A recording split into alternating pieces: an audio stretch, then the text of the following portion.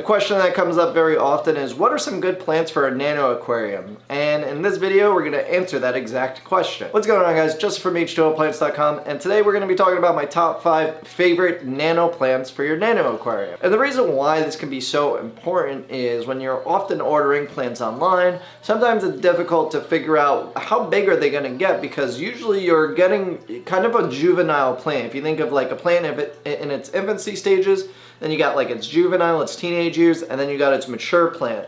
And these plants will transition through their phases as they grow, and some can get really, really large. I once had a sword plant that the leaves were as big as my head inside of a 55-gallon tank, and it just really didn't fit because it was so big that it actually had to go and I had to sell it to get it into a bigger aquarium because it just outgrew that space. So this can often be the problem when it comes to nano aquariums, because most plants are going to get big over time, but there are a few plants that will stay small with a little pruning or a little kind of maintenance to them, and they should last in a nano aquarium very long. So let's get into what those may be. So number one, and by far the best plant for any nano aquarium or any person in general, is a very easy to grow plant, Anubis Nana Petite.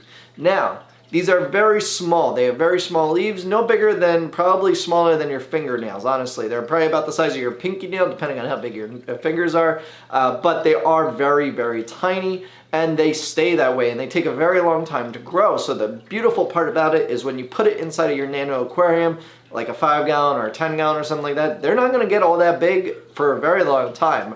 You'll probably wind up getting rid of that aquarium before it outgrows that aquarium. So that's why it's so ideal. The one downside is to it, it does obviously take a very long time to grow, so you may need to buy a lot of them to fill in a space that you want to do. In this aquarium over to my left, which is actually off camera, we have a carpet of Anubis Nana Petite going, but it's several plants, probably 30-40 plants, just to be able to carpet out this little 7-gallon tank. So it will take a very long time.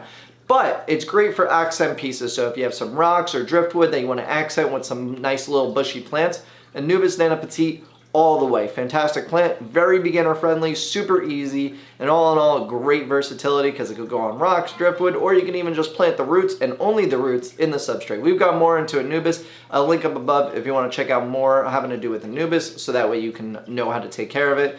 But Anubis Nana Petite, by far one of the smallest and most readily available kinds of Anubis on the market. There are some other versions that are even smaller, but those are way more expensive, and we're trying to think budget friendly and also, you know, just overall commercially available. And Anubis Nana Petite, by far the best one to go. And it's also probably our most sold plant other than like dwarf sage. So really good plant. Definitely can't recommend it enough. Get you some Anubis Nana Petite if you don't already have some. Number 2, we're gonna go with the moss ball, the Merino or Marimo moss ball.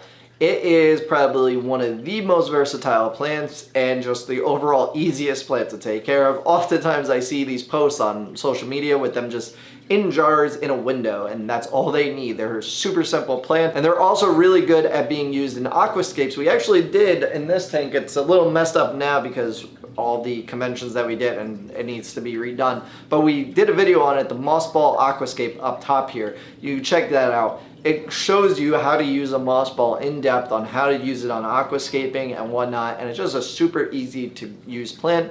So if you have a nano tank, I'm thinking you have a beta or you have shrimp. Shrimp love the moss balls. It's moss for them to dig in. You could also put kind of like a little hyphen or any other type of moss here, because moss balls, while they are versatile and easy to use, there's plenty of other moss that could easily fit into nano aquariums. So that is kind of like a mix and match as you please. But moss balls are super, super easy, super versatile, and there's so many different things that you could do with them that make them look really cool. So moss ball number 2, get yourself some moss balls if you don't, or even just stick one in a jar because they're really cool, your pet moss ball. Now let's move on to number 3.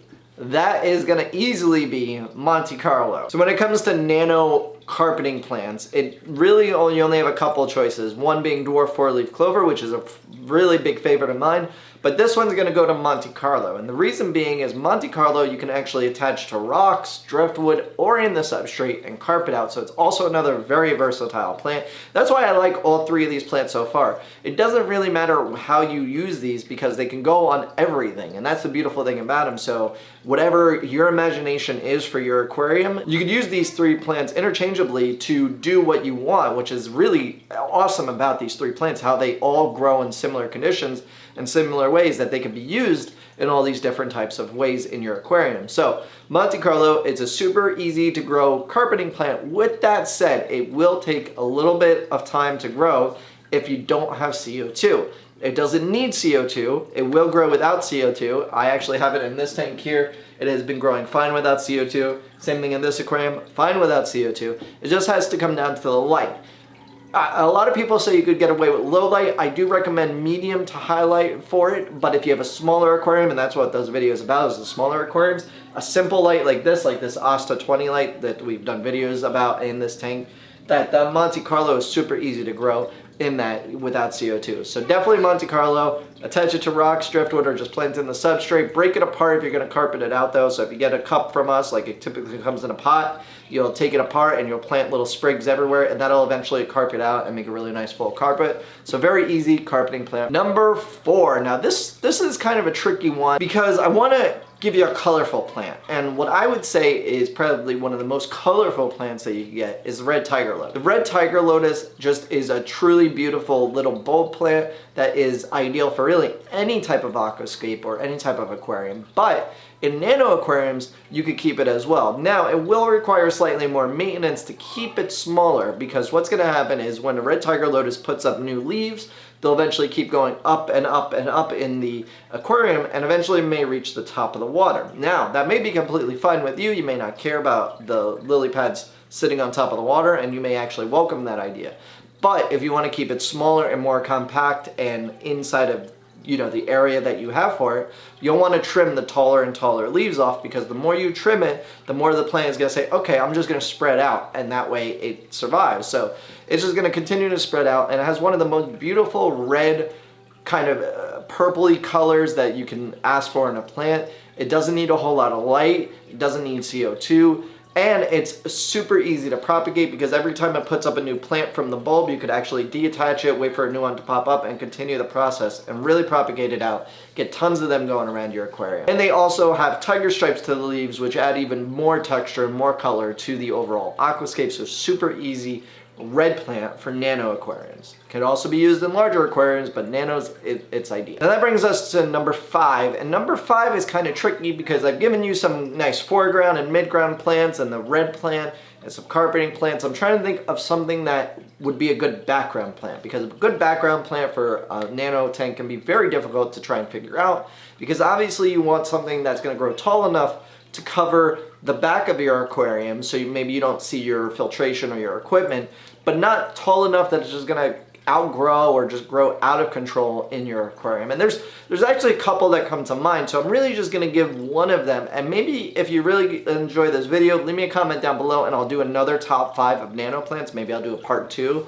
And we'll touch on some more background plants for nano aquariums. But my number 1 probably background plant when it comes to nano aquariums is going to be contortion valve. Contortion valve is very similar to other kinds of jungle valve and Italian valve. However, the max length it will get is about 24 inches, and it does take very long to get to that phase. Typically it'll stay much shorter, around 12 to 16 inches, and over time it'll get a lot bigger. So you may have to do some trimming, but it does take a while to get going. So after probably a couple months, you won't see much growth that's really long. It'll be a lot of short, stubby growth, but eventually once it hits the gas, and it just takes a while to get established its roots, it'll just take off and start growing much bigger. But it doesn't grow completely out of control where it's unmanageable. But what's beautiful about valve plants, or Valsenarian, is that they put off runners. So you only need like a couple plants to start, and then you'll have a bunch of runners going around your aquarium, and then you could just propagate them off and stick them where you want. And that'll allow you to maybe put in other aquariums or fill out the background in your aquarium. So it's not a huge upfront cost to really get that going, because you buy like maybe 3 or 4 plants, plant them in the back and just leave them be. They are heavy root feeders, so definitely give them some root tabs. We have our root tabs on our website, definitely check them out. But use the root tabs and make sure you have a good substrate, because they really like a good substrate. And contortion valve or corkscrew valve, very easy beginner plant. As a matter of fact, all of these are relatively easy beginner plants. But Contortionvel, I will just take a little while to get going. Like I said, it's going to melt back a lot when you first put it in your tank. That's completely normal. Valves melt a lot. That's typically what their MO is. But eventually they will bounce back and they'll be really nice. And Contortionvel has this nice corkscrewy type leaf or corkscrew valve, either one. They're interchangeable. And they just look really good in the background of an aquarium. So those are my top 5, guys. Let me know down in the comments below what your top 5 nano plants are. Maybe we can kind of get everybody saying, oh, I like this one or I like this one, and that way new people watching this video, maybe trying to get ideas, would really appreciate it. Also, be sure to follow us on Instagram and Facebook to stay up to date with us. But if you enjoyed the video, hit that like button. If you're new here, you can click that round button to subscribe. And if you want to check out the video we did using the moss balls in the aquascape, you can click right there. If you want to check out the paludarium tank, you can click right there, guys. And I will see you on the next one.